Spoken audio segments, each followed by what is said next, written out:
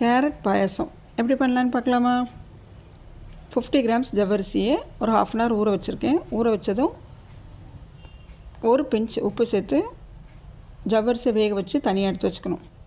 2 கேரட்டை வாஷ் பண்ணி ரவுண்டாக கட் பண்ணி குக்கரில் கொஞ்சமாக தண்ணி சேர்த்து 2 விசில் வச்சு எடுத்து வச்சுட்டு, கேரட் ஆறுனதும் 1/2 டம்ளர் பால் சேர்த்து ஃபைன் பேஸ்ட்டாக அரைச்சிக்கணும். நெக்ஸ்ட்டு ஒரு கடாயை சூடு பண்ணிவிட்டு நம்ம அரைச்சி வச்ச கேரட் பேஸ்ட்டை சேர்த்துட்டு 1/2 டம்ளர் பாலையும் சேர்த்துட்டு நம்ம வேக விட்ட ஜவ்வரிசியை சேர்த்துட்டு, நான் இனிப்புக்கு இன்றைக்கி 4 டேபிள் ஸ்பூன் பொடிச்ச வெல்லம் சேர்த்துருக்கேன். நீங்கள் ஒயிட் சுகர் கூட சேர்க்கலாம். சுகர் சேர்த்திங்கன்னா ஆரஞ்சு கலர் மாறாது.